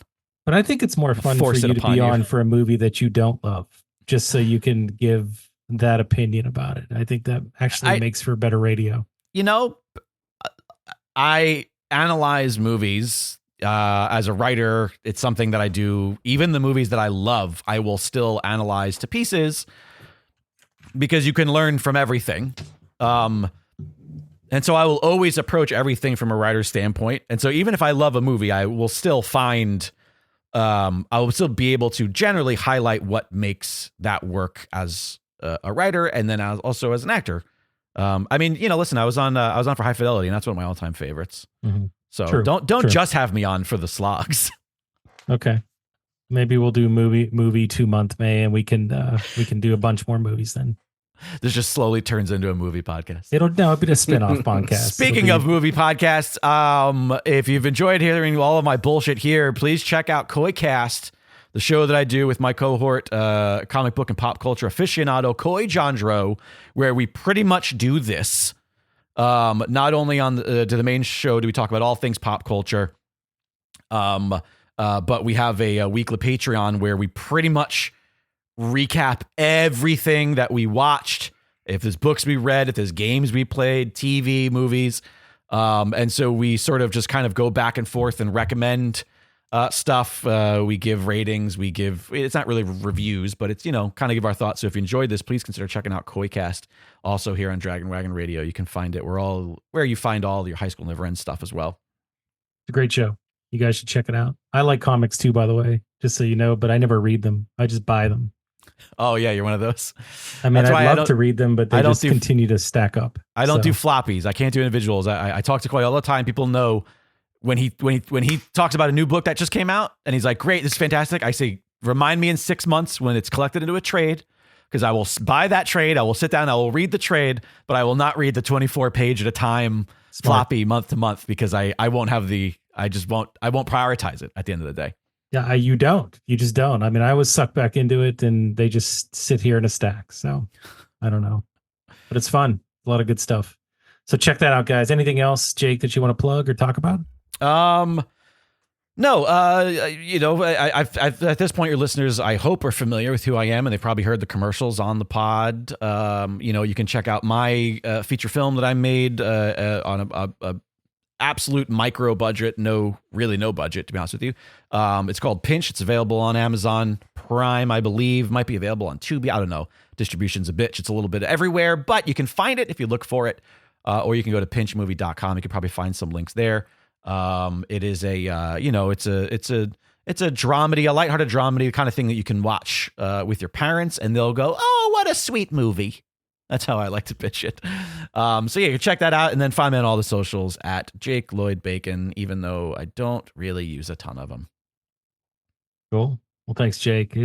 Honestly, this was great. So hopefully you guys out there enjoyed it as much as we did. We love Movie May. We're having a great time. I think we got a little bit more in the tank here to talk about. I don't want to give anything away. Steve might, but I won't. But I will tell you guys that also check us out on the socials, especially our Discord channel. That's where we can talk directly to you, even though I'm not on there that much. Just kidding. I'm on there more often now than ever. You guys can give us your thoughts and feelings about the previous episode or episodes. No matter what episode you listen to with High School Never Ends, we want to hear from you on what you think. So join us, whether it be there or anywhere else tied to the socials. Just come to our hub, www.hsnepod.com. That'll link you to all of those wonderful places. That's right. And at hsnepod.com, you can find our shop. You can buy some hoodies, t-shirts, hats, mugs, lots of cool stuff. Please support us at the Dragon Wagon Radio Network. And if you don't want to spend any money, you can always just go on Spotify or iTunes and give us 5 stars, write a written review, tell us that you liked the episode. That goes a long way as well. We will be back next week with another Movie May episode. One more left in the tank. Until then, keep on rocking those dad bods, throw up your rock hands, and blast the pop punk. Hey, thanks for listening to Dragon Wagon Radio. If you're enjoying this show, check out DragonWagonShop.com and get yourself some sweet merch while supporting your favorite indie podcast network. That's DragonWagonShop.com.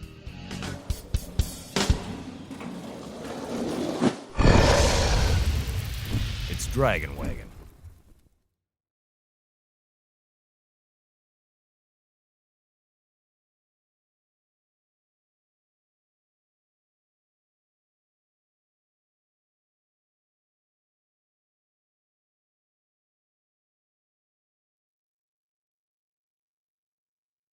If Olaf from Frozen were to replace Josh Gad's character in The Rocker, it would likely result in a very different tone and dynamic for the film. Olaf, known for his cheerful and innocent demeanor in Frozen, would bring a unique energy to the role of Matt Gadman.